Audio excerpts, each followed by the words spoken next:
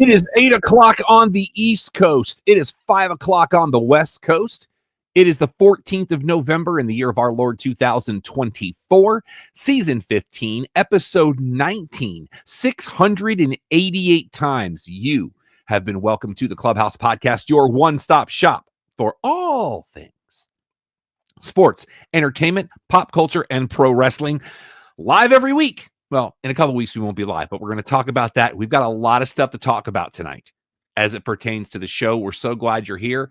If you're watching this, it means you're part of the Sunset Lounge DFW family empire gathering conglomeration, and we're okay with it. Welcome. My name is Rob. I am the executive producer of the Clubhouse Podcast, and man, there's a lot going on, and we're going to talk about what we talk about. But I am not doing it alone. We thought it was going to happen last week, but it happened this week. Chabooyah.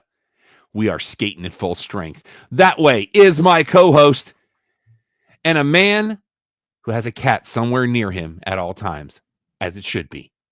He is Alex. What's up, man? I don't know that I can say I have a cat as much as one of her cats is present. I feel your pain. At the bottom of your screen, it's good to be back after, and you know this is an inside joke, but after being poisoned by our host last week.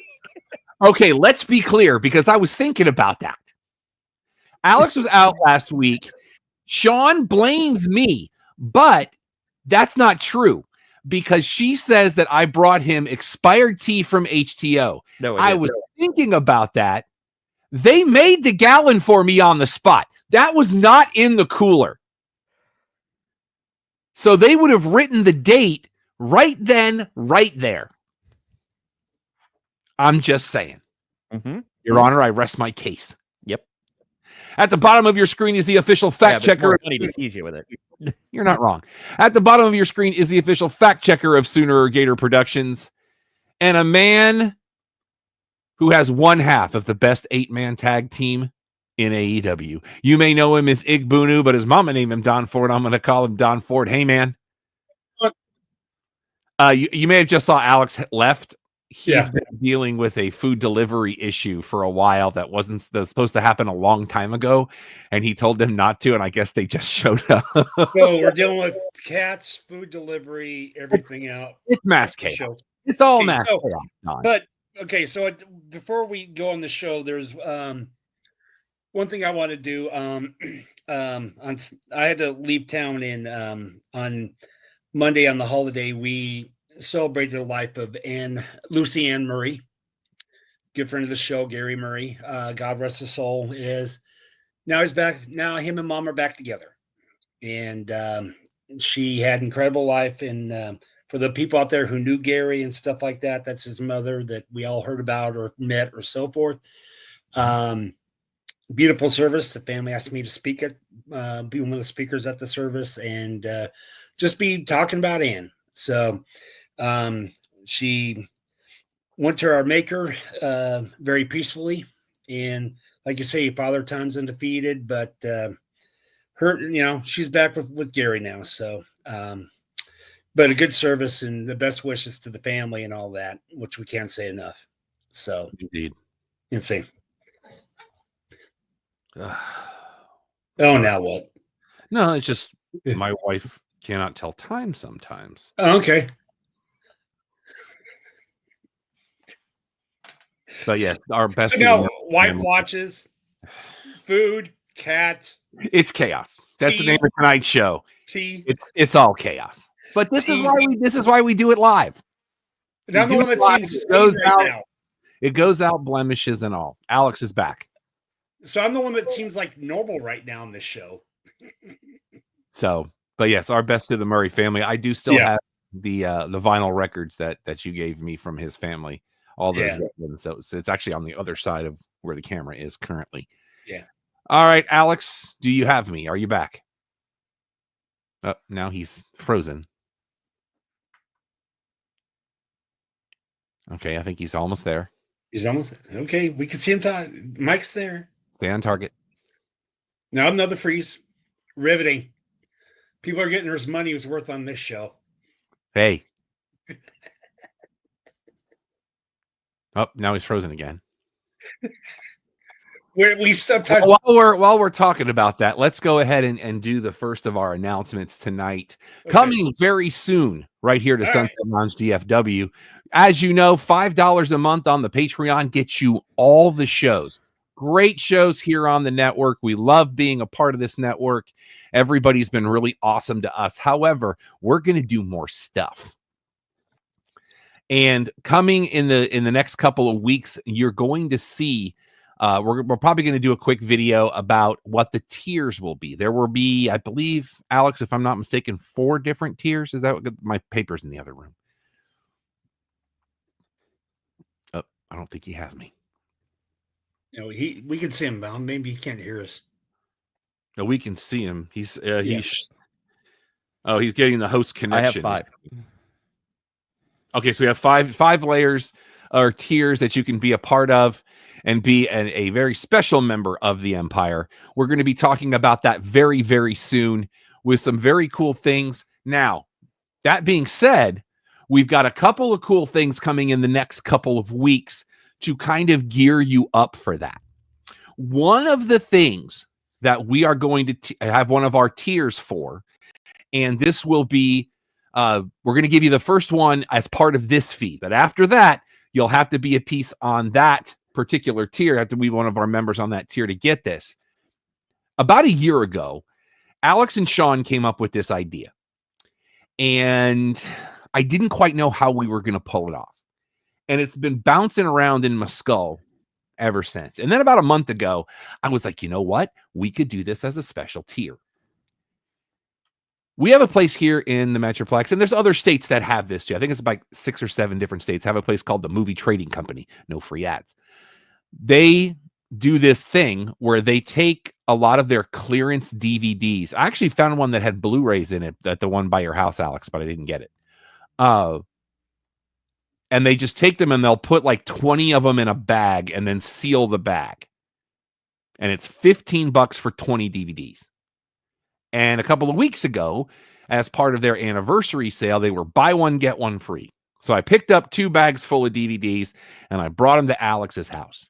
And Sean went through the bags and pulled out all the fitness DVDs, any duplicates in there. There were a couple of horror films, pulled those out of there. TV shows, pulled those out of there. Although in one of those bags was the complete series of First and 10, Don. How about that? Oh, wow. That's like the... That is the first HBO series ever.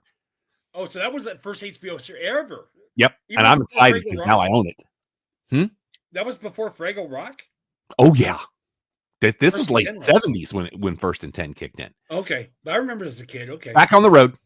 So I'll be over at Alex's house at sometime on Saturday. And what we're going to do is we're going to reach in the bag and we're just blindly going to pull a DVD out of the bag. And whatever comes out, we have to watch.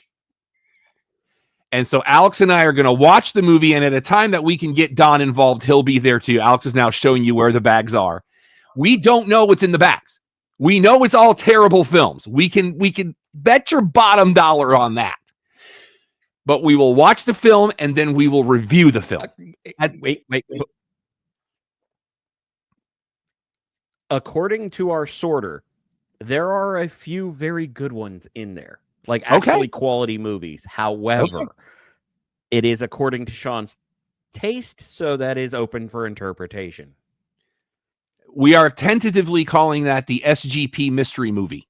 SGP being Sooner Gator Productions. But you'll get this the first one we're going to give you for free.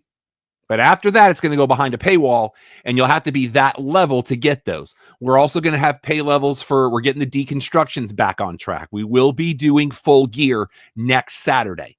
That will not air until Thanksgiving Day. So we're going to give you a little something to do so you can watch the pay-per-view with all the stuff. And then on Thanksgiving, because if you get it, you can watch a replay. Thanksgiving Day, you get sick of your family, just queue up Full Gear again with us, and we're going to walk you through the whole thing because that's what we do. So I got a question, though. What happens if one of those DVDs you pull out is something like Under the Skin or Honk for Jesus, Save Your Soul? Then we have to watch Those it. have been removed. Well, that's no fun. I trust Sean. Okay. You know what I'm saying? Yeah. We don't dabble in the X-rated. That's Don Ford's department.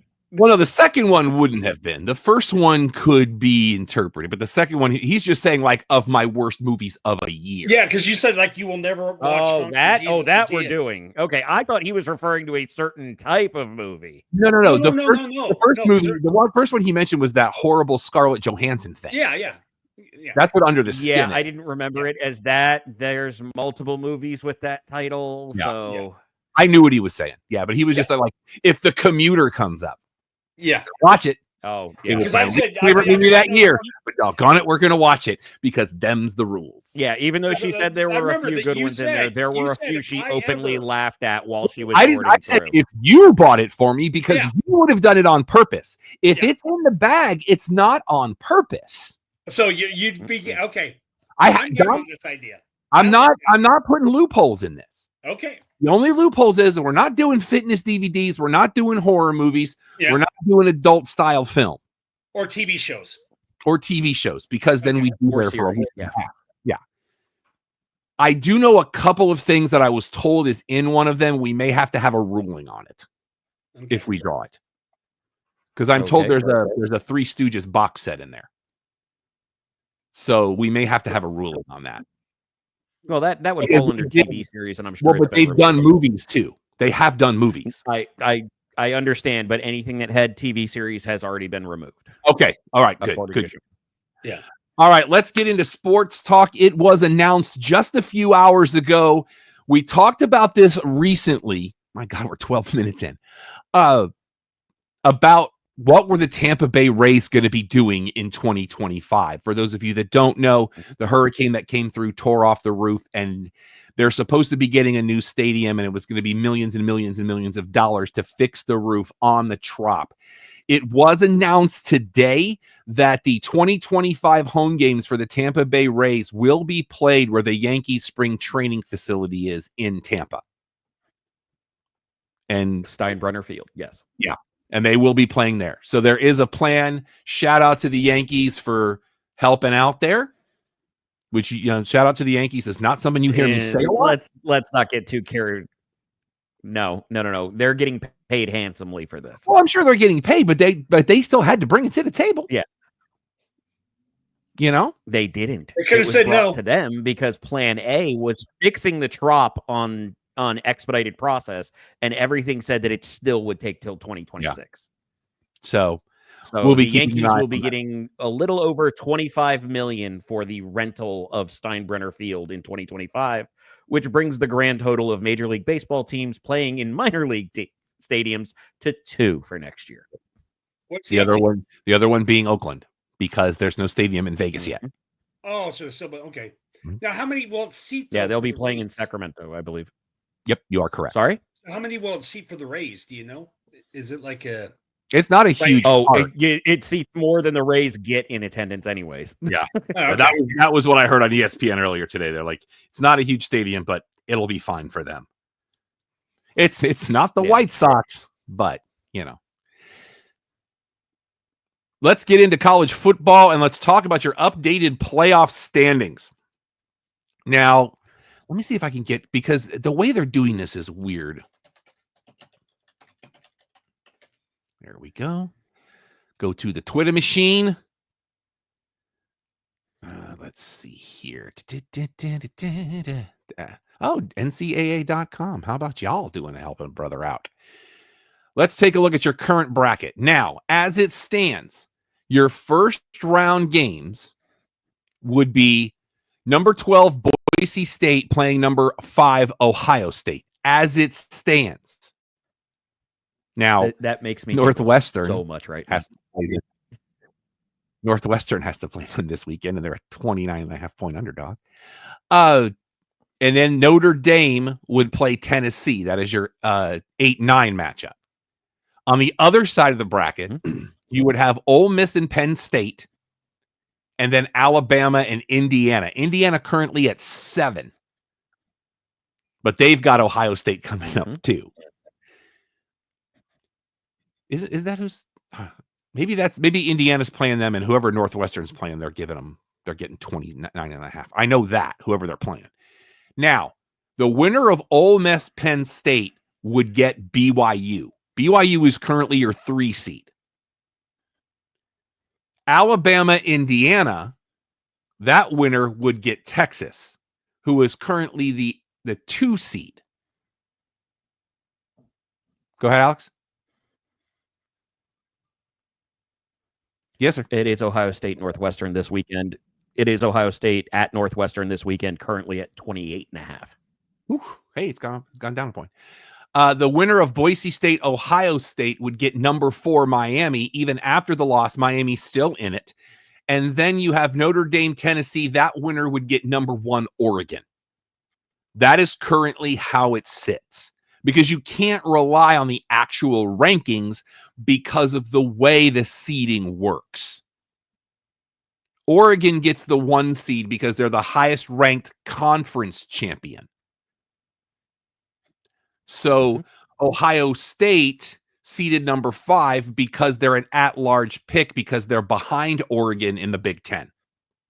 Texas gets the 2 seed because they're the second highest ranked conference champion, because right now they're leading the SEC.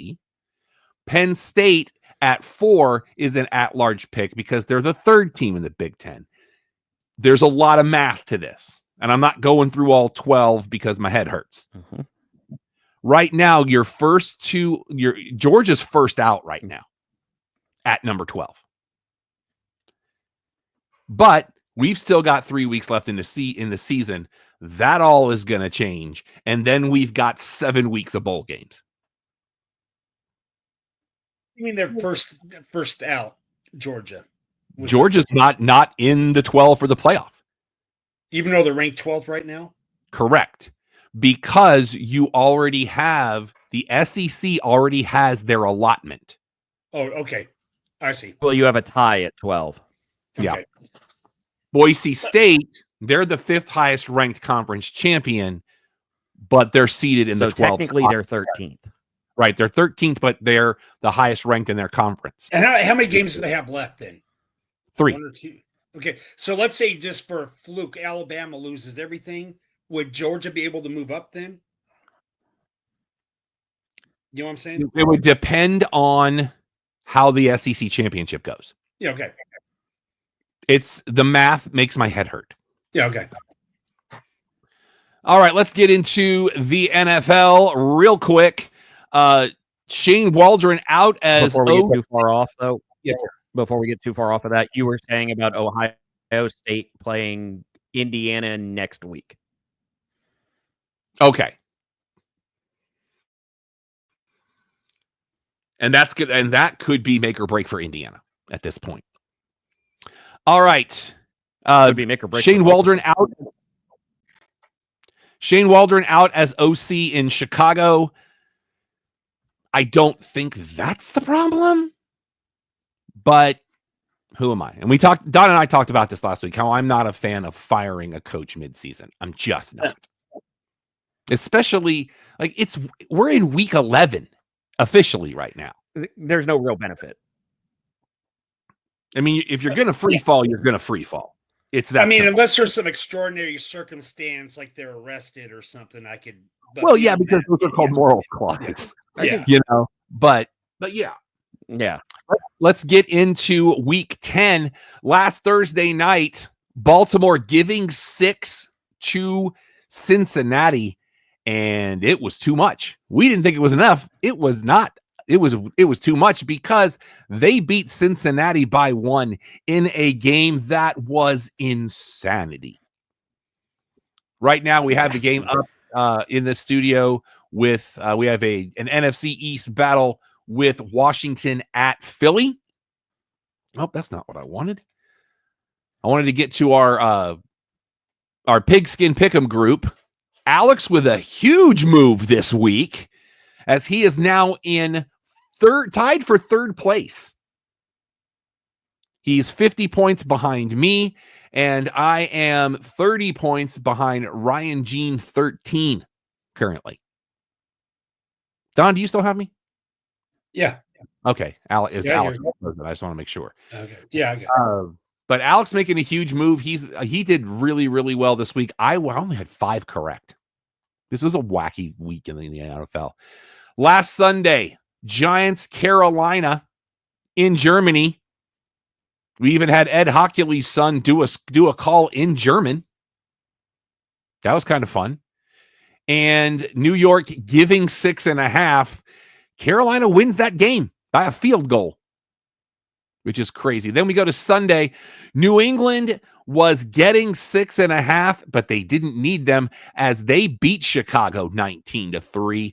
Buffalo giving 4.5, but they cover, beating Indianapolis by 10. KC giving a touchdown, but it wasn't enough on a last-minute field goal attempt with a huge block for Kansas City. They stay undefeated. New Orleans was giving 3.5, or they were getting 3.5, but they win by 3, and another nail biter that came down to the wire. San Francisco was giving 6.5, but Tampa Bay keeps it close, only loses by 3. Don, your Pittsburgh Steelers. 1 point. But Washington was giving them 2. So you covered. Win's a win, brother. I know I said 1 point. Don't matter if it's You 49 or drew a rookie offsides. Did what? You drew the rookie offsides. That's what won you the game. Exactly. Minnesota over Jacksonville by 5. Minnesota does not cover because they were giving 7. Chargers win by 10 over the Titans, even though we know Chargers going to Charger. That was a tough one for me to pick because it's November and the Chargers, but they were playing the Titans. So they cover. Philly all over the Cowboys. This game was not pretty on any level. They were giving Dallas 7. They could have given them 20, and it wouldn't have mattered because they win 34-6. Jets get destroyed. They were giving 2 to Arizona in Arizona's house, and Arizona beats them by 25. Sunday Night Football, Detroit giving 4, but only wins by 3. And Monday Night Football, the Rams were giving Miami 2.5. I didn't think it was enough. Boy, was I wrong. They win big 23-15, and Tua is wearing the Guardian cap now, so I'm very happy about that. Alex, you in a better place yet? Are you back on track? Yeah, it depends on your of a better place. I don't know how far behind I am. No, you're maybe a second or 2 back right now. So you're doing okay. Still scoreless in the link. We are 3 minutes in. Philly currently has the ball. Coming up Sunday morning, Green Bay goes to Soldier Field. They are giving Chicago 5.5. Alex, your thoughts? Oh, it's not going to be enough. Most teams wind up getting a 1 to 2 week bump where there's kind of this rallying when a coach gets fired. We knew Shane Waldron was crap to start. We talked about it in our NFL preview. We had cited Jackson Smith and Jigba flat out saying it during an interview. You got a poorly coached Chicago team that is in disarray and one of the better coached teams in Green Bay who is now coming off a bye and healthy. I'll take it at over a touchdown. Give me Green Don, Bay. what you got? I see an upset. I'm going to do the Bears. Take it. I'm going to take Green Bay minus the 5.5. I got to get back on track here. Jacksonville goes to Ford Field. Alex, do you know the line here without looking it up? I know what I took it at. It's just 13. Don, if you were a bookie, what would you set the line for this game at? -12. Oh, can I answer this question next? I'd say 12 points. The official line that I see right now on Yahoo Sports, Detroit is giving them 2 touchdowns. I was close. 14 is... Alex had it at 13. I would set it higher. It's not enough. This is going to be bad. I would set it at 16.5, and I'm not joking. And I would still take it. I would still take it too because, well, but the thing is Jacksonville hasn't been good, and Mac Jones has been even worse. It's like Minnesota goes to all Tennessee. Of the Brian Thomas stands getting hurt. Minnesota goes to Tennessee. The line is, you said 14, right? 14. You know what? I'm going to be daring on this one too. Detroit might win by 12, but not the 14. I'm going to take the points and it's my team. I know the team you tend to ride with, and I don't know why. I'm not judging you. No, I am judging you outwardly. There's just no way around that. Minnesota goes to Tennessee and is giving them 6 points. It is not enough. Tennessee is terrible. There are 9 wins between these two teams. Tennessee has 2 of them. Alex, what you got? I'm actually leaning towards Tennessee. They have not been a good team, but last week, Will Levis actually looked decent, finally coming back from injury. This is one of those games, I feel like Minnesota is going to be up by 2 touchdowns. They'll be up by 10, something like that. And then there'll be a touchdown with 14 seconds left to Calvin Ridley that winds up covering the number. So I'm taking Tennessee. By the way, Philly just went wide left on a field goal. Don, what are you thinking? You said Minnesota. What's the line? Minnesota 10? Minnesota's giving them 6. I'll take Minnesota. By the way, Detroit giving 14. Your over-under is 47. Like, yeah, that's because that's how much they think Detroit's going to score. It's official. What you really need to look at is you look at the total and then look at the team totals. So if you're doing some simple math on that one, what you should have is a 14-point difference, but how drastic that looks compared to the team totals is insane. It is official now that the autumn wind is a Raider. However, they are going to Joe Robbie Stadium on Sunday in the early set. Miami is doing the line here is not something that Alex enjoys. That line currently, Miami giving 7.5. I believe Miami. Let's finish this and then we can go to that because I got to get the sounder out. Sorry, that was on my end. Miami will cover it, but it won't be by much. Don, take this one. I want to think on it. I'll take the Raiders on this one. Raiders plus 7.5? Yeah. All right.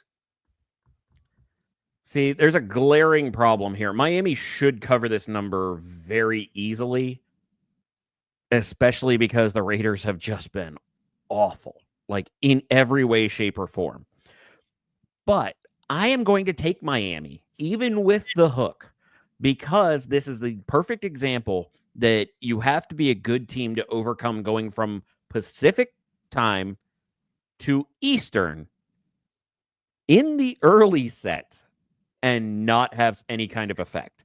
Now let's add the Las Vegas factor. Add the fact that you have a young team that tends to not go to bed early.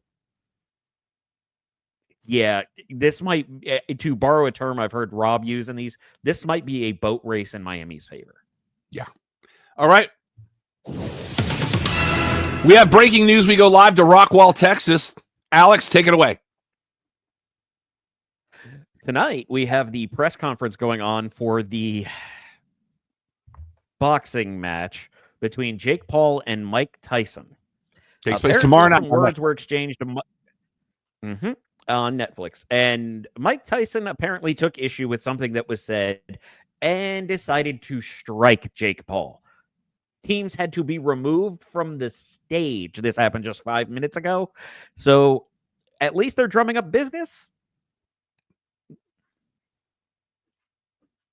I can't respect any of these. That is breaking news. I'm not watching. I'll watch it. I'd rather watch just out of real morbid action curiosity. and watch SmackDown.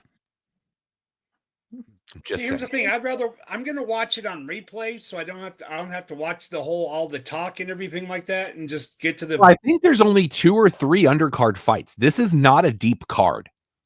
Well, no, but usually they'll like they had that hot dog eating championship or whatever on Netflix.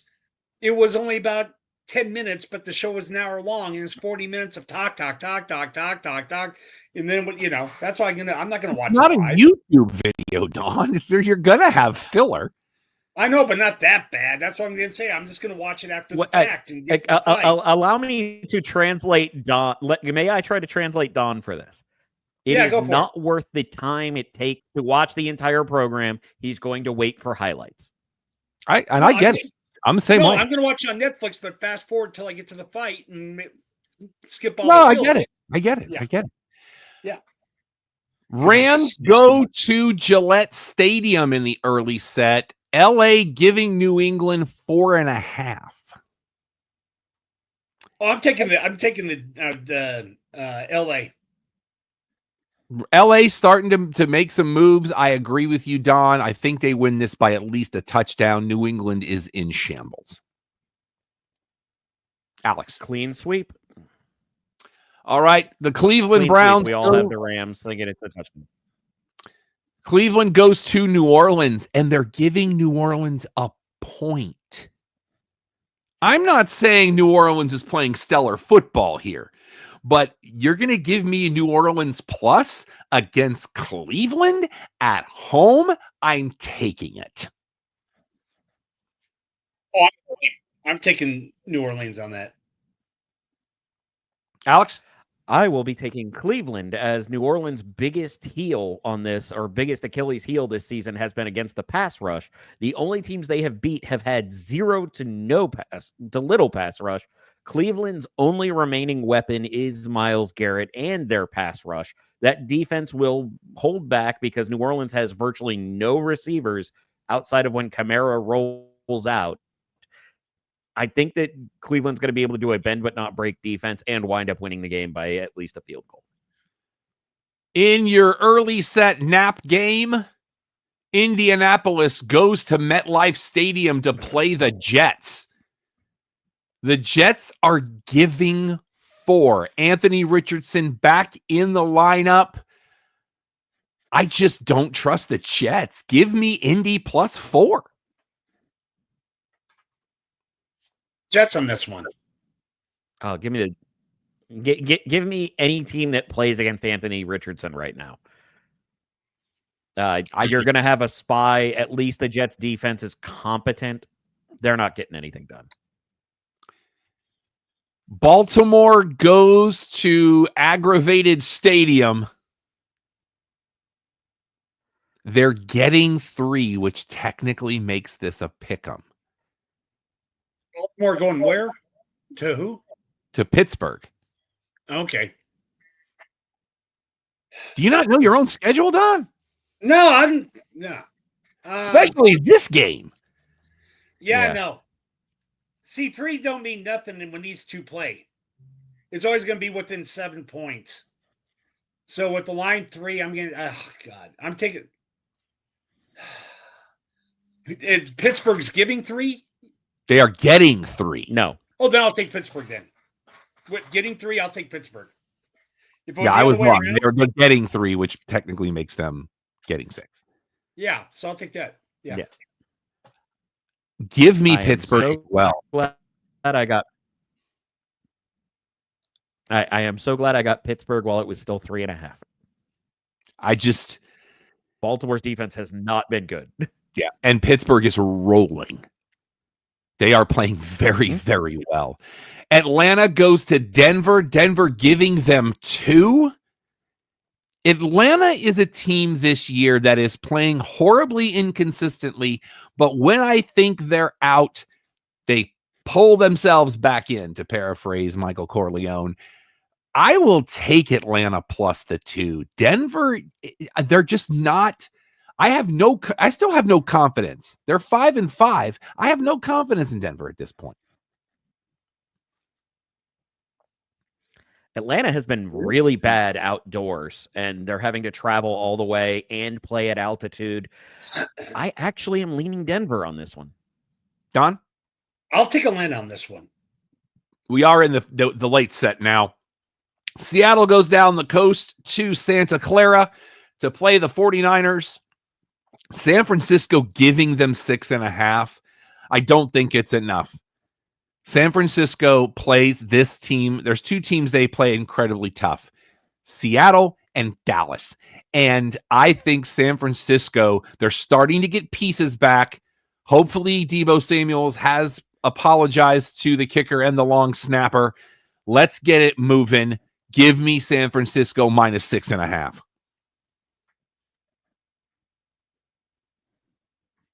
I'm sorry. Did I ask you to repeat Deebo Samuel apologized? You cut out.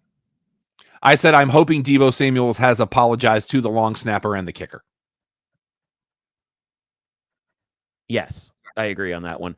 But in that same vein, it's starting to get that competitive fire back. We've seen these guys fight on the sidelines, but they're starting to get healthy. We don't know how DK Metcalf is. Tyler Lockett, one of my all-time favorites, is getting older. Jackson Smith and Jigba is finally starting to come into his own, but it's not going to be enough. John? It said San Fran and who? Seattle. I'll take San Fran on this one. In the game of the week, in my opinion, Kansas City goes to Highmark Stadium. Buffalo is giving Kansas City 2 points. Kansas City, the Chiefs are doing enough to win. Buffalo, even though they're 8-2, Buffalo just is not a team that instills fear right now. Give me Kansas City +2. This could be another one. It comes down to the end and they kick a field goal and win it outright. I'm taking Buffalo on this one. Alex. Yeah, we don't know who's going to be healthy because most of the receiving core for Buffalo has been injured the last few weeks. We don't know if Keon Coleman's going to be there. We don't know if Amari Cooper is going to be there. And the phrase of the year coined by Rob Irvin, you're the champs until somebody makes you not the champs. Excuse me, paraphrasing Rob's. So if you're going to give me the undefeated former champions who are still winning games at a plus number, it's going to be a long time before I don't take that. Now, the only reason I'm hoping to be wrong is I need the champagne to pop in Miami. Sunday Night Football this week, Cincinnati goes to the Chargers. The Chargers are giving the Bengals 1.5. Boy, do you think if you're NBC you'd want to flex the Kansas City game? Give me Cincinnati plus 1.5. I got to stick to my guns here. Chargers going Charger. It's November. Don. I'll take the Chargers since it's at home. Okay. Alex? This has been an entirely different Chargers team, and the offense is starting to click on top of playing great defense. I want to take Cincinnati just because it's a more fun team, but I'm going to take the Chargers. Give me the team that's been playing more complete football. And speaking of a wish for a flex, Monday Night Football this week, the battle for Texas is on as the Houston Texans come to Arlington to play the Dallas Cowboys. Houston is giving 7.5, and it ain't enough. Dallas is in absolute disarray. This team is bad, really bad. Even though Houston's got a couple of key injuries, I don't care. This will not be fun football to watch if you support the Cowboys on any level.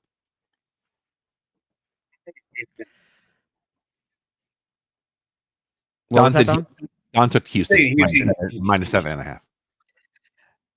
It's a really interesting situation to see the Dallas Cowboys playing to what their reputation should be, except for the fact that they're, how do I put this? Their fan base tends to be mentally challenged. So give me Houston up to 12.5. I don't expect this to be close.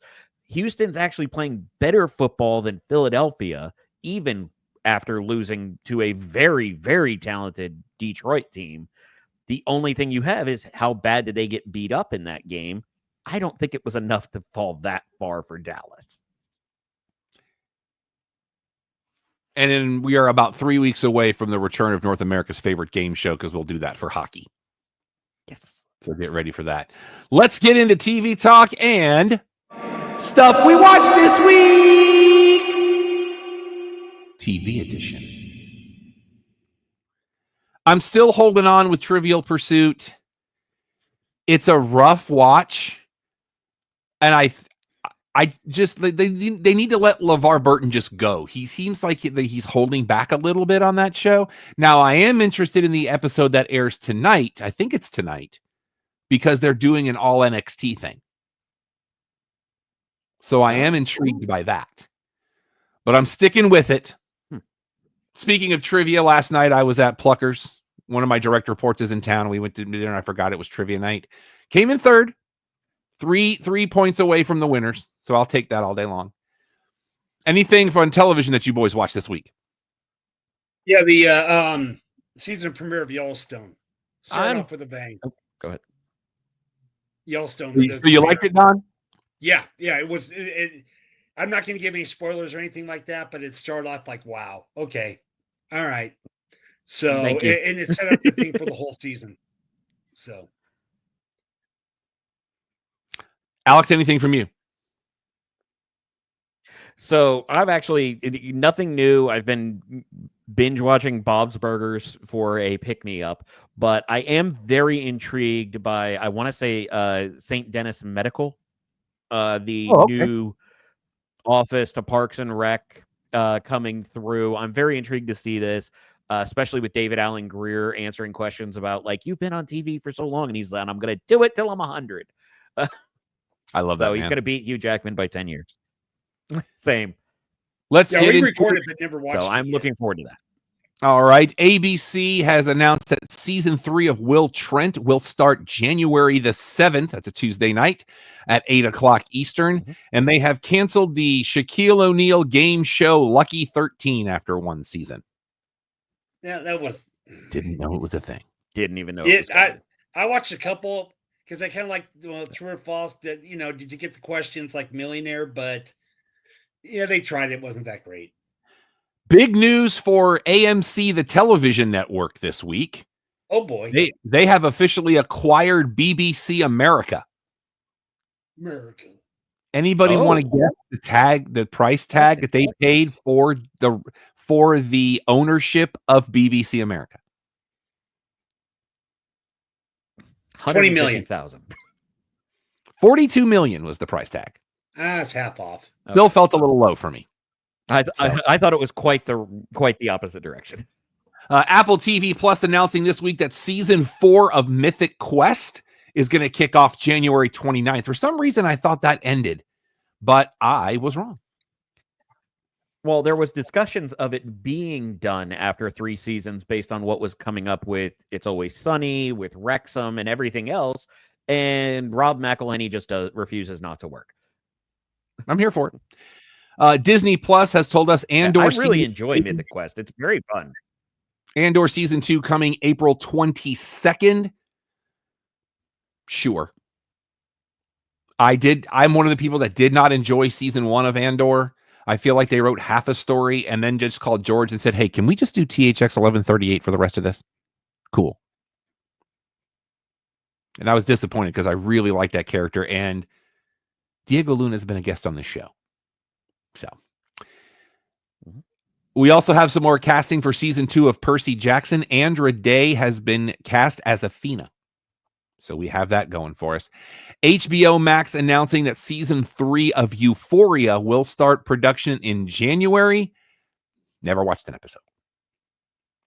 And it's in that vein of Too Uncomfortable. Understandable. And they've said that the Harry Potter series that they're doing, they're looking to get Mark Rylance to play Dumbledore. I can see that. That's interesting. He's amazing, but I would not have put that together. Any excuse to have him on my TV, I'm good with it. Hulu I has still don't forgive him for one thing. Hulu has renewed Reasonable Doubt for season 3. NBC has said that season 2 of Deal or No Deal Island with the Joe Manganiello will start January 7th at 8 Eastern as well. Netflix has renewed The Diplomat for season 3. I think my wife was watching that. I think. They have also renewed America's Sweethearts, the Dallas Cowboys cheerleaders for season 2. So there's that. And they've said also season 3 of The Ultimatum, it's one of their reality shows, will debut December 4th. Interesting news from season 2 of Wednesday. Did you guys see who's joined the cast of that show for season 2? That was announced. I did see a headline on this. Go ahead. The Lady Gaga is joining the cast of Wednesday. I'm here for it. It makes me kind of want to go watch season 1 because I love the Lady Gaga. So, also season 2, like Jenna Ortega is enough for season 1. And season 2 of The Night Agent will begin January the 23rd. So get ready for that. Prime Video news, big announcement this week. Alex, have you seen the announcement about season 2 of Fallout? I have not. Macaulay Culkin joining the cast of season 2 of Fallout. Big week for the Culkin brothers. Hey, I'm always good with Mac on the screen. Also, they are working on a series based on Mass Effect. I'm sorry, I can't hear the name of that game and not think they want Effect. Mass Effect, they want it. Das Effects, 90s hip hop. Moving on. Thank you. And being announced today, I am hearing conflicting reports. Some are saying this is a thing. Some are saying negotiations are underway. As we know, Phoebe Waller-Bridge is doing a live action Tomb Raider series for Prime Video. I am hearing conflicting reports, but some reports are saying it is a done deal. Your new Lara Croft will be Game of Thrones Sophie Turner. Now, the animated series, that's Haley Atwell. Oh. But this is live action. Yeah. I'm going back and forth. But I just don't know who out there is Lara Croft because I was excited for Alicia Vikander, and then that movie was terrible. So I knew we weren't going to get another one. That is a very fair point. So I know I'm going to anger your sister, but I always felt like Sophie Turner was the worst part of Game of Thrones. Like, she wasn't bad, but everybody else was just that much better. She is a character. I can't see her fit. Sansa, oh my gosh, I've hit puberty. Congratulations, Rob. Sansa is a character that you have to take her arc as a whole. Because you get to about season 4, and then she starts to really become who she would become. And I was with you until that character really took a jump in her evolution. And then I was like, let's go. So we'll see how that works out. TV on DVD and Blu-ray this week. Season 1 of Fraggle Rock, Back to the Rock. And season 2 of House of the Dragon, which also gets a very nice looking steelbook. Which I still haven't finished. Very good season. I very much enjoyed it. Let's get into movie talk. What am I doing? I'm on the wrong thing here. And stuff we watched this week. Movie edition. Uh-oh. Can you guys still hear me? Yes. Because you're both frozen on my screen. We can hear you. Oh, that's fun. I see you and all that too. Okay, I think I'm back now. We're good. All right. Whew, that was weird. 2 of the movies I've seen this week we're going to talk about here in just a moment. I did watch a couple of other films this week. One I'm about halfway through, but we'll still talk about it. Let's start with Memoir of a Snail. Don, have you watched this yet? No, I had. I was in Nigeria during the. We've got screener link for it. Yeah, but I haven't watched it yet. No. Don, let me be clear on this. Okay. Do not watch this film. The Snail? Memoir of a Snail. Do not watch this film. Because you see it and you're like, oh, it's stop motion animation. It's Australian. There's people's voices that I recognize in this. None of that matters. This is almost 2 hours long. Don, for the non-spoiler effect. Go ahead, Alex. I wanted to clarify. Rob explained a few things about this because I had shown interest in this. And I want you to think about in Billy Madison, when Adam Sandler grabs the fat kid by the head and just shakes him and says, "Don't go." That is what the explanation felt like. And it was in my best interest in the explanation. I no longer have any interest in this picture. And it's even more in your best interest not to watch this film. On me. It addresses themes that it has no reason to address. Anybody that brings a kid to this film is going to have conversations they want nothing to do with. So anybody that's watching this, if you've seen the poster for Memoir of a Snail, don't. There is a lot of darkness to this film. It made me angry. Oh, did? Okay. Because you're like, oh, you're going to do that. And I can't. Oh, nope. And then it just got darker. All the way up until the credits roll. What's the basic plot about? It's someone talking about their life. Let's call it an off-air. Let's call that an off-air conversation. I mean, I can't say this enough. No. Okay. I also saw Frida, which is a documentary on Prime Video about Frida Kahlo. It's okay. It's mostly done in voiceover, but not by the actual people because they don't have recordings of Frida or her husband or other people. The biopic that was done with Selma Hayek, I thought I enjoyed more, but maybe it's because I knew the story. It was one of those, okay. I am also halfway through I Am Celine Dion. This is an interesting documentary because it basically handles the year up to her revealing her SPS. So it starts with the announcement of that and then goes back a year where she has to cancel her residency for health reasons. It's very intense. It's very honest in its storytelling. Like I said, I'm about halfway through it, and the only reason I had to stop it was because I had to go. I had something I had to take care of.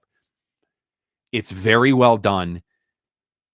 What I really respect about this documentary, and this had to have been a conscious choice by Celine Dion.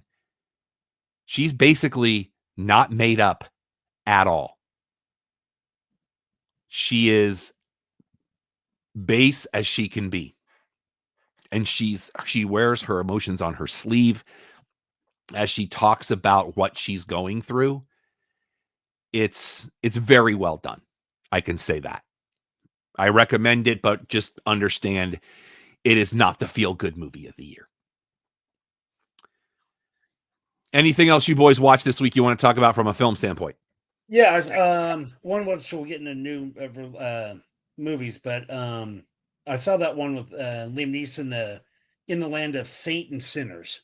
Oh yeah, it came out earlier this year. I think it was like early summer. I think. Yeah, it came on whatever the Cape I think Stars or whatever or MGM this weekend. What'd you think?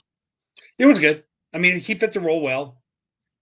Another just some action, good, but overall, not the greatest film. It won't make my top 10, but still, it was pretty decent considering. Alex? Only thing I have is where we have the reviews at All right. www.theclubhousepodcast.com. That's our website. Real quick, our best go out to the family and friends of Tony Todd, who passed away this past week, the original Candyman. Mm-hmm. So, Alex, you asked me something recently. You asked me about horror, gore versus jump scares. Yes. And I told you there was a point in my life where I realized my constitution is much less than it used to be.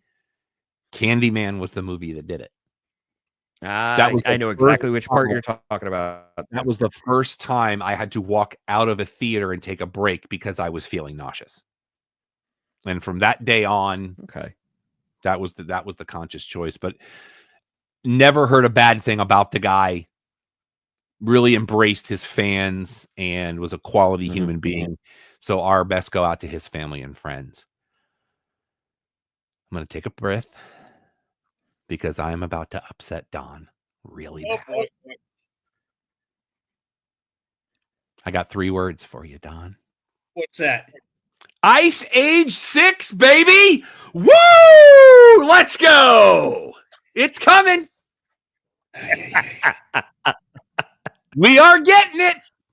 It's happening. Get right, Don. There's only one thing they could do and make it even worse. They add new characters with the Lon Chaney and Nicole Kidman. Why don't they just do that? Just shovel it. That first one could happen. I know. That's reach that to the universe because the likelihood of that first one happening is very good. I can see that. Oh my God. They're on another track and all you hear in the distance is so some guy in the back of the theater yelling his name and we don't know why. So they talk about the vocals, who's going to be there? Is it Ramon? All I've read is that it is happening. I saw the headline and I was like, oh, this is going on the run sheet. Netflix is also developing I still maintain they can make a Go ahead. They can make 1 billion of them as long as it's better than Never Let Go. That's all I ask. By the way, Don, you missed that. He did see it. Oh, Never Let Go? Yeah. I hate it. I hate it, and I hate everyone who thinks positively of it. Netflix announcing they are developing a sequel to the shark film Under Paris. We're getting a sequel to that. And we have a title for the next Mission Impossible film. It will be called Mission Impossible: The Final Reckoning. As the last one was Dead Reckoning. So you didn't think the Never Let Go was such a thinking film at the end? It didn't make you think at the end? I can tell you what he did think, but I can't say it on this show.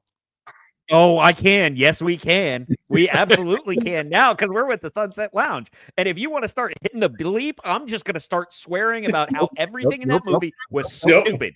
Nope.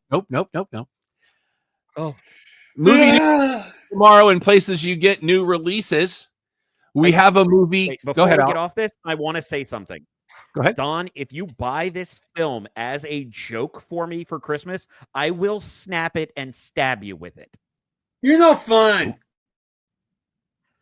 Oh, I think it's plenty fun. In theaters tomorrow, we have a film called Hello, Love, Again. After fighting for their love to conquer the time, distance, and a global shutdown that kept them apart, Joy and Ethan meet again in Canada, but realize they have also changed a lot individually.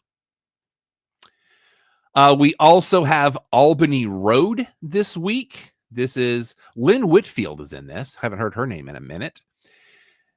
On her way to the most important meeting of her career, a New York executive is forced to share a rental car with her ex-fiance's mother, only to discover that the mother is hiding a major secret. Dun, dun, dun. We also have a Humphrey Bogart documentary called Bogart Life comes in flashes this week. Also this week, the wide release of a movie called A Real Pain. This is Jesse Eisenberg's second directorial and writing credit. This is he and Kieran Culkin. Jennifer Grey is in this. Oh. She has a small role, but it's kind of integral to the bigger picture. Kieran Culkin and Jesse Eisenberg play two cousins that were very close when they were younger. They've grown apart a little bit. Their grandmother passes, and so they decide they're going to go to Poland and see where the house she grew up in. She survived the camps in World War II, and it's kind of a coming to grips with a lot of things. It's a very intense film.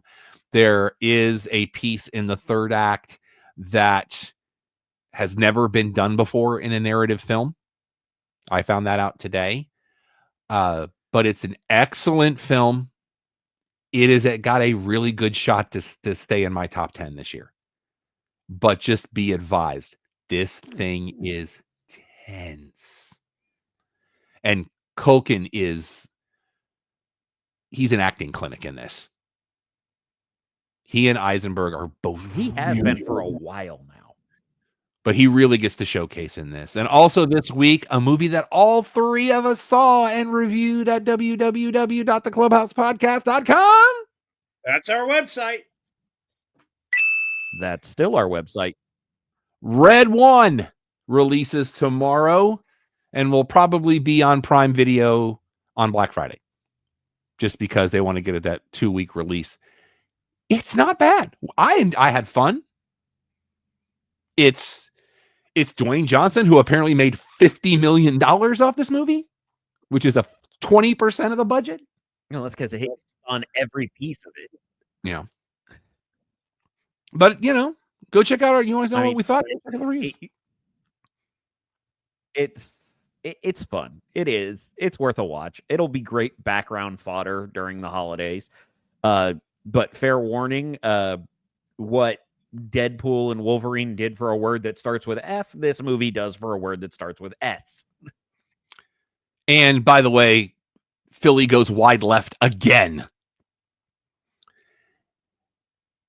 It is the holiday season, so you're going to get a lot of movies on DVD and Blu-ray. This coming Tuesday, we have Beetlejuice. Beetlejuice? No! Also has a steelbook release. Godzilla -1 this coming week. If you haven't seen this film, you need to see that. And it's got a beautiful steelbook that'll be available as well. No. If you haven't seen this movie, what is wrong with you? It is amazing. The Dennis Quaid biopic Reagan available this week. The James McAvoy film I will not see called Speak No Evil available this week. The Batista in the Killer's Game. It is incredibly good. Yeah, the Killer's Game also has a steelbook available. I very much enjoyed this film. It's a lot of fun. I gotta see this. A movie that was talked about at the Asian Film Festival of Dallas this year, Twilight of the Warriors Walled In, which I have heard very, very good things about. Skincare with the Elizabeth Banks looks kind of creepy. The documentary Seeking Mavis Bacon, and this is about the very popular typing software in the early aughts that I've heard is an excellent documentary. We're getting a new steelbook for The Terminator. We are getting a new steelbook for North by Northwest. We got some collector's editions this week. Labyrinth and The Dark Crystal, both getting a limited edition collector set that look gorgeous. Star Trek The Motion Pictures getting a limited edition steelbook because we can't stop releasing that movie. We're also getting a special collector's edition steelbook of the original Austin Powers International Man of Mystery. Wow. Which apparently there is a need for that. We're also getting Stay With Me. This is a gift set from Columbia. It's a Frank Capra gift set.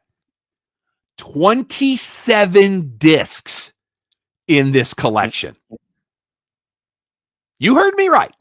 27 disc collection. You know what? I'm going to look up retail on this because I really kind of want to know. Because,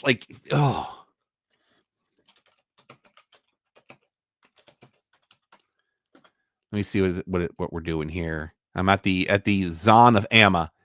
You know what? The 4K for this. Anybody want to guess? Yeah. If you pre-order it from Amazon right now, 27 films, 4K. Don, do you want to go first, or I have no. I don't idea. mind. No, go ahead. I'm going to say 118. you're close. The Amazon price right now, list price is $230.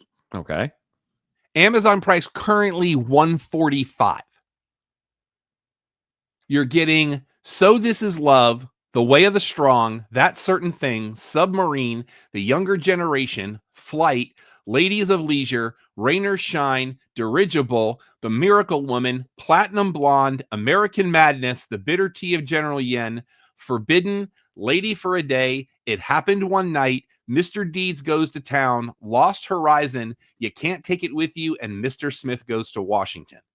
9 of them will be in full 4K resolution with a mix of Dolby Vision and standard dynamic range. And there's a new 2024 documentary called Frank Capra, Mr. America. Beautiful presentation as well. Interesting. Arrow Video is doing... Well, it's Frank Capra. Shouldn't it have to be? Yeah. Arrow Video doing Tommy this week, and the Criterion Collection releases C40 and Funny Girl this coming week. And now, this.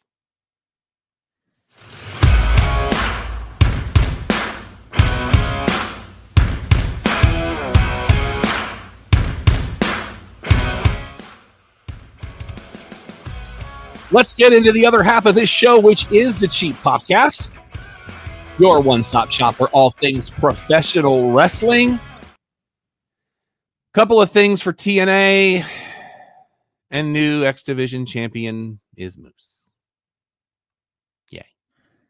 Yeah. But now we know why. Why? Mike Bailey drops the title to him. Trent Seven turns on him, and it's all because Mike Bailey is officially done with TNA wrestling. Apparently, there is interest from both WWE and AEW. I think he fits in with the latter than he does the former.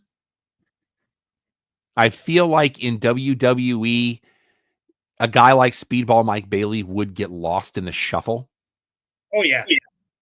But he also could do well somewhere like MLW.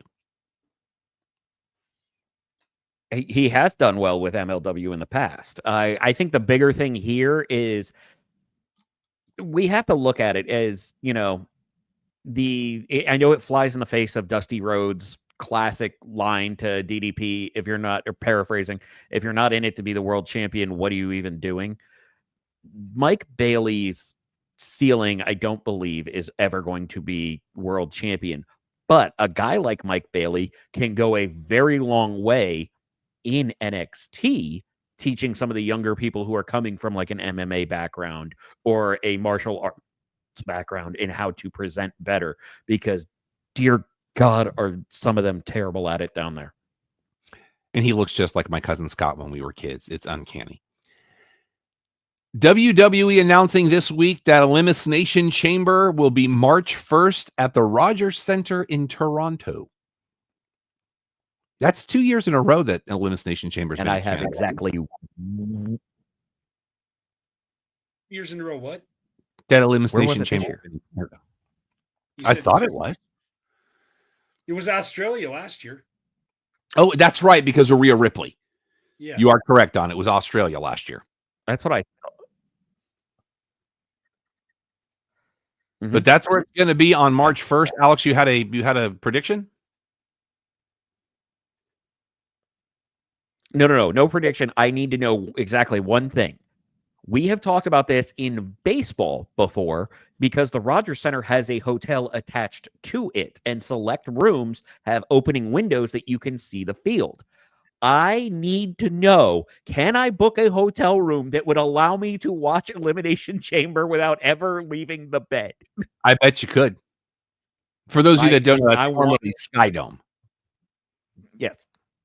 Formerly the Toronto Sky Dome. But yeah, I definitely want to look into it. I'm waiting for the on location thing to pop up that says something like that, and you better believe I'm hawking it like a vulture. Royal Rumble and WrestleMania tickets are on sale. We found out on SmackDown Friday night, we now have a women's U.S. title. I'm good with this, but I also want to balance. I want a women's Intercontinental Championship. I want a secondary title on both shows because the roster's deep enough. I feel like we can do this. Now, gentlemen, my question to you is, who's the first? May I get some details on that one before Don and I answer? Sure.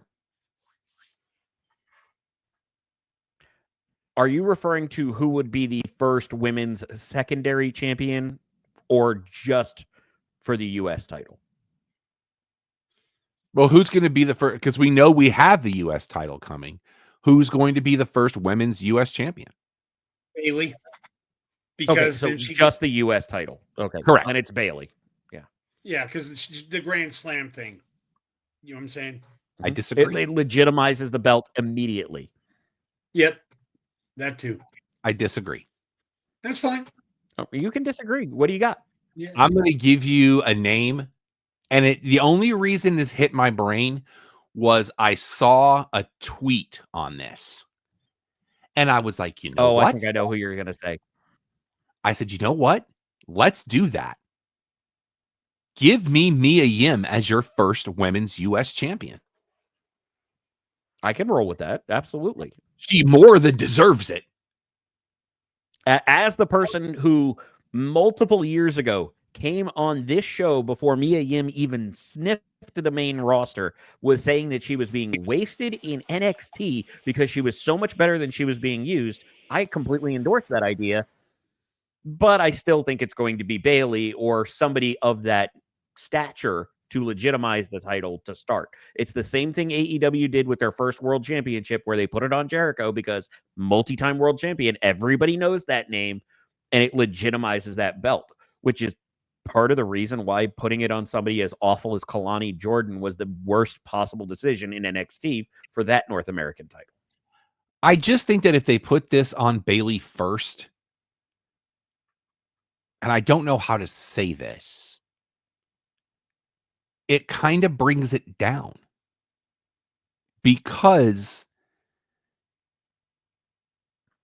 I hate to say Bailey's the obvious because choice. It's old hat. Make it build itself so that when Bailey does win it, it makes it that much better. And it doesn't feel like, well, she's won everything else, give her this too. Am I saying it's outside of the realm of possibility? I'm not saying that at all. It wouldn't surprise me if that was who won it, but I just, again, surprise me. Throw me a curveball. Give me a reason. Alex. I think more importantly, how do you want it crowned? How do you want the first champion crowned? Obviously, it's going to be a tournament, but I want them to take their time. I would like to see the first women's. Oh, I just thought, I have a particular idea in mind, but I want to hear it. Don't want a tournament. I want tournaments to qualify. I want it in an elimination chamber. That's too long, though. 3 months? I think that's too much time. That's too far away. They're not going to wait on it that long. It's 4 months. Yeah, that's right, because it's in March. Actually, it's almost 5 because you think November, December, January, February. So do you want me to fantasy book this in a way that you'll very much enjoy, Rob? You have my attention. All right. Start with your 20 contestants. You with me? 10 from each show? So you have 10. No. I'm just talking about your 20 most likely. I don't care how you tell the story you get there, but you have 20 women to start. Okay, let me ask the question then. Every single one of them. Do you let NXT be a part of this? Okay. Yes. If they're part of the 20 you want to put in it, absolutely, to showcase, because I think Lash Legend will be part of it, definitely. But give me 20 women. Every single one of them has a singles match. Okay? So you are left with 10 winners. You do your own little version of the lethal lottery to determine 2 Survivor Series teams. Okay. The winning side for the Survivor Series, if there is a sole survivor, that is your champion. If more than one survives that match, go right into it. If it's 2 people, it's 1-on-1 for the first champion. If it's 3, it's a triple threat. If the entire team's there, it's a fatal 5-way. And that's how you book right into it. You go from 20 to 10 to 5 to however many are left. And you basically have it as your true Survivor Series to crown the first U.S. champion. You're welcome. They did something similar to this. I want to say Survivor Series 98, where everybody that made it through their individual Survivor Series matches wound up in a 5-on-5 10 elimination tag at the end. I like this idea. I'm here for this idea. I think it would be a lot of fun. It's going to be interesting. With 10 matches, you have your entire 2 months booked for the women's division, period. Yeah. And I'd agree. I'd be interested to see that. I've got no issue with it. We will probably find out within the next couple of weeks. They'll probably make an announcement at Survivor Series of how this is going to go, because with them doing all these double tapings, we know that Raw has already been taped for next week. So go ahead, Alex. So we use my idea for the women's U.S. title, Elimination Chamber for the women's Intercontinental. Let's go. I'm here. Let's go right now. I want to go to there. What do you think, Don? See that? That would be kind of that way the Survivor Series things would kind of work out. I see it. I agree. I still think I think Bayley should get it. I don't disagree, but yeah. I understand the point against it. I hate what I'm about to say. Say it. Raw has to go back to 3 hours. This 2-hour Raw, it's just not going anywhere. It is driving me to the brink. I'm like, do something. Do something. It's now I'm going to probably completely change my mind again by about the Super Bowl, when both that and SmackDown are 3 hours apiece. I don't know what's happened by them cutting an hour out of that show. It's just it's a slog. I appreciate it being done at 9:00 Central. Don't get me wrong. It's just like it doesn't feel right. There's nothing happening. It's driving me crazy. And the only thing I have for you for NXT this week is Wesley Sol. I'm really surprised by that. Yeah, I know. Me too. Wesley Sol Ruka and Javon Evans I've actually liked it. Have qualified for the Iron Survivor Challenge, which is going to happen at Deadline, which I believe is that December 7th. I do not know the date offhand, but it is a little ways out. Yes. December 7th at the Minneapolis Armory in Minneapolis, Minnesota. Okay. Which holds... Well, as we know, champions don't go to Minnesota, right, Mike? Ooh. Yeah, that's right. I took the shot. Trying to find the... It's got an 8,400 seat capacity. So... Still maybe a little bigger than I would want NXT to go. Because I really like the way the 2300 Arena looked. I like when they're doing these smaller venues. It just does NXT better. But let's just move on. Talk a little AEW. Want to give a quick shout out to the great Mark Walters. Dallas Comic Show coming up next weekend. Let me show you boys what he gave me yesterday.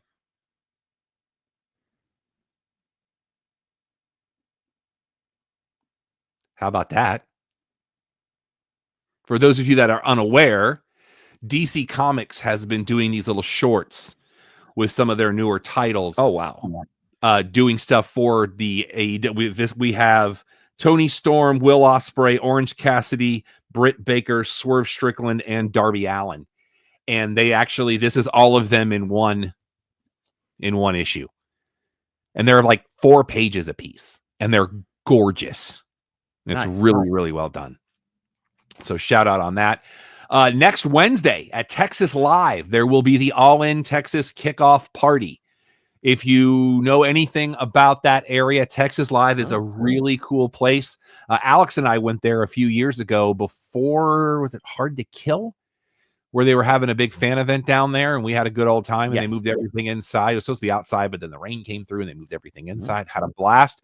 That'll be next Wednesday. I believe it runs... it was also 20 degrees. Yes. Congratulations to GYV. They are your New Japan Strong Open Weight Tag Champs. Love the GYV. Collision. Yes. November 30th. Collision and Rampage will be both on Saturday. But there's more. Listening. Collision will air at 4:00 Eastern. Rampage will air at 6:00 Eastern. So by the time you have dinner, you'll be done with AEW on the 30th. So I wonder if they're avoiding certain college football games that weekend to try to work around it, because some of your conference championships will be that weekend. Congratulations to that's Ohio State, Michigan. Yeah. Congratulations to Okada. He and his wife have welcomed their second child, a son. So shout out to them. Nothing for Rampage or Collision this week. Only thing I took from Dynamite last night was Adam Page is still heel, so there's no lower third update. And allegedly, ROH Final Battle will be taking place at the Hammerstein Ballroom next month. And I think they're talking about doing Collision there as well. So we're waiting to hear on that. Anything else you gentlemen want to talk about? That'd be cool. Hammerstein is always a fun place. Mm-hmm. Don, any thoughts from you? Anything you want to talk about? The Texas Live, is it just like a open to the public? It's just a little party or something, or do you think... I don't believe it's a ticketed event. Okay. I do not believe they have done with similar events. They have done ticketed seating areas, but as a general entry, it is GA free. And there will be. I know Thunder Rosa's going to be there. Oh, so they'll have some stars there. Mm-hmm. Well, they're going to have a handful of people there. Just like a kind of a party, or they'll have a ring and everything there. I don't think there's going to be any matches. Okay. There might be a ring for them to cut promos and stuff, but I think only like five of their talent have been announced for it. Oh, have they? Okay. So, but that'll be next Wednesday. Anything else?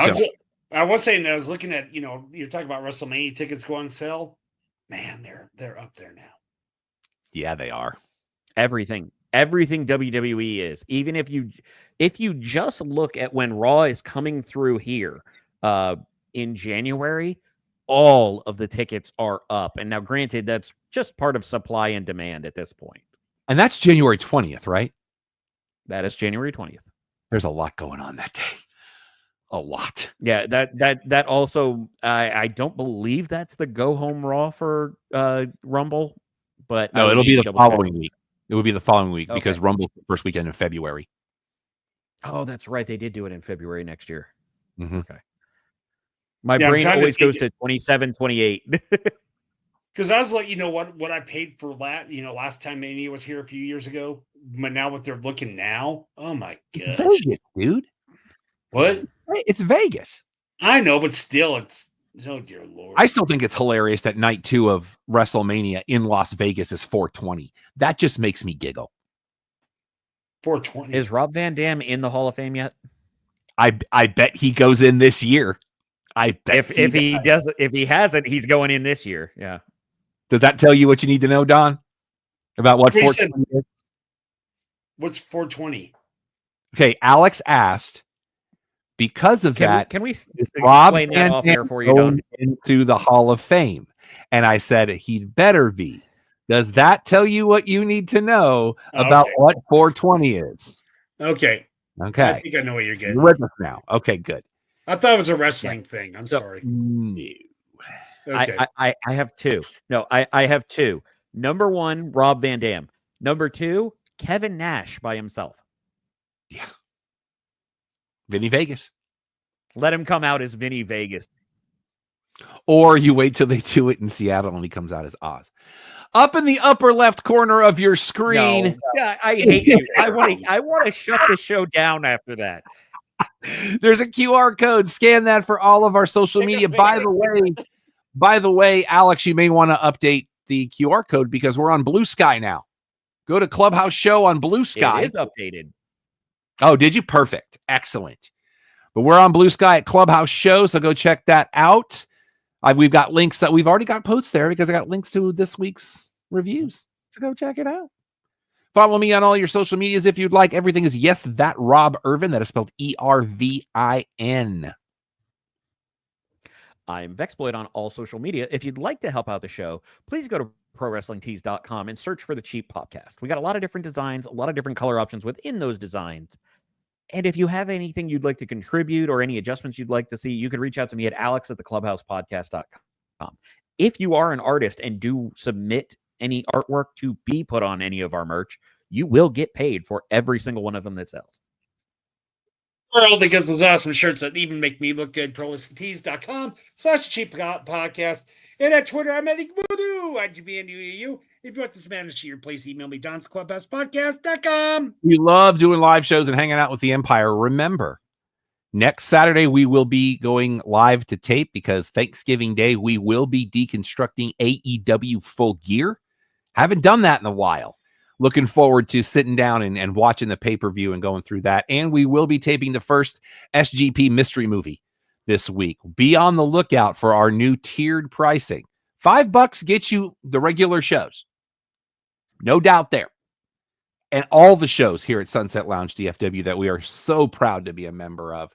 A lot of cool stuff coming. Stay with us. You can email me questions, comments, concerns. Tell me to go pound sand. I am Rob at theclubhousepodcast.com. Charlotte Marshall's on Pinterest because we are morally obligated to say that our normal show, which is now 19 in a row. Might be a record since season 1. Every Thursday night, 8 Eastern, 5 Pacific is your one-stop shop for all things sports, entertainment, pop culture, and pro wrestling. So until next time, for Don, for Alex, for the Empire, I'm Rob. Clubhouse is closed. Brittany Palmer taking some time off from social media, and there's nothing wrong with that.